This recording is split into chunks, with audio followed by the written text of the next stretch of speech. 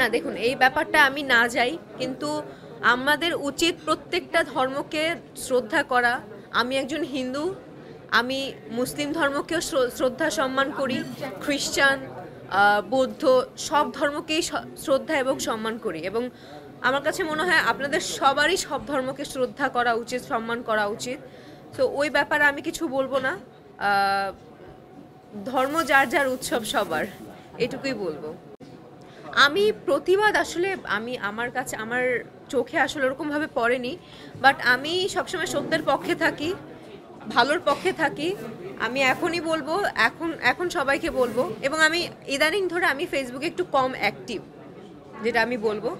আর Facebook প্রতিবাদ করা মানেই যে অনেক বড় কিছু, কিংবা আমার প্রতিবাদের কারণেই যে সব কিছু বন্ধ হয়ে যাবে, তা কিন্তু না। বাট আমি মন থেকে চাই যে প্রত্যেকের জায়গা থেকে ভালোটাকে সাপোর্ট করুক, কোনো খারাপ কিছুকে আসলে সাপোর্ট না করাটাই উচিত আমার কাছে মনে হয়। আর আমি সবসময় সত্যের পক্ষে আছি, থাকবো, সারা থাকবো। আমি আমার চরিত্র নিয়ে কিছু না বলি, কারণ এখানে এটা আসলে ডিরেক্টর, প্রডিউসার কিংবা প্রযোজনা প্রতিষ্ঠান থেকে আসলে বলে দেওয়া হয়েছে যে ক্যারেক্টার নিয়ে অ্যাটলিস্ট কিছু বলো না, যেহেতু এতদিন পরে একটা ভালো কাজ করতে যাচ্ছি। সো কাজ করার পরে আসলে ক্যারেক্টারটা নিয়ে বলো। বাট ডেফিনেটলি যেহেতু এতদিন পর, এত বছর পর রায়হান রাফির কাজ করতে যাচ্ছি, নিজেকে ডিফারেন্টভাবেই আসলে আমি লুকসেটও করা হয়েছে।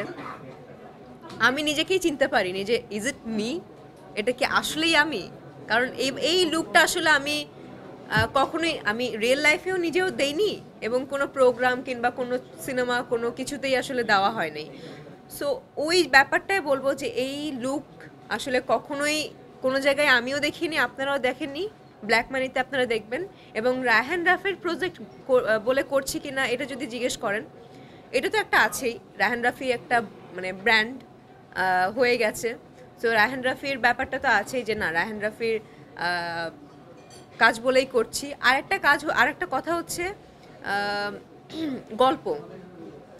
এখনকার যুগে আসলে গল্পটাকে অনেক বেশি ফোকাস করতে হয়। সে যত বড়ই ডিরেক্টর হোক না কেন, গল্প যদি ভালো না হয়, সেটা আসলে করাটা উচিত হবে না, কিংবা কেউই করবে না যারা যারা আসলে ভালো কাজ করতে চায়। সো আমার কাছে ওই ব্যাপারটা আসলে একদম নিঃসন্দেহে আমি কাজটা চোখ বন্ধ করে করেছি, কারণ রায়হান রাফি মানে ভালো কাজ।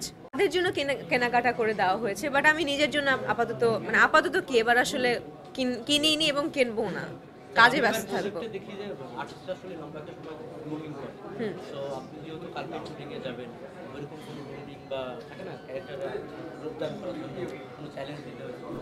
ডেফিনেটলি। এর আগে আমি পোড়ামন্টুর কথা যদি বলি, এটা আমি জানি না অনেকে কেমনভাবে নিবে। পোড়ামন্টুর সময় এতবার ওয়ার্কশপ, এতবার প্র্যাকটিস, এতবার গ্রুমিং করা হয়েছে, আমরা বিরক্ত হয়ে গেছি। বাট এটা কিন্তু একটা পজিটিভ সাইড। একটা কাজে ঢোকার আগে নিজেকে সেভাবে তৈরি করে নেওয়া, সেভাবে প্র্যাকটিস করা, এটা একটা খুবই ভালো সাইড। এবং আমি সবসময় সবাইকে বলি কোনো কাজ করার আগে যে ভাই, আমার কিন্তু প্র্যাকটিস লাগবে, একটু প্র্যাকটিস না করে গেলে ক্যামেরার সামনে হাত পা কাঁপবে। সো ওই ক্যারেক্টার নিজের মধ্যে একটু নিয়ে নেই। রায়হান রাফির ব্যাপারে সবাই জানে।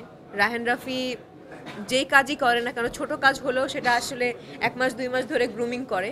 এবং রায়হান রাফি ভাইয়ের সাথে লাস্ট 1 মাস ধরে আমার এই ব্যাপারেই আসলে কাজ, মানে কথাবার্তা চলছে, স্ক্রিপ্ট নিয়ে বসেছি, কিভাবে নিজের ক্যারেক্টারটাকে ডেভেলপ করা যায়। আমার কাছে যদি কোনো কিছু মনে হয় যে ভাইয়া এই ব্যাপারটা আসলে এইভাবে দিলে কেমন হয় বলো তো, সে বলে যে হ্যাঁ হ্যাঁ, এটা ঠিক বলেছো। তার কাছে যদি মনে হয় পূজা তুমি এই ইনপুটটা দাও, তখন আমার কাছে মনে হয়েছে যে না, আচ্ছা ঠিক আছে, ওকে। সো গ্রুমিংয়ের ব্যাপারটা হয়েছে, 1 মাস ধরেই হয়েছে।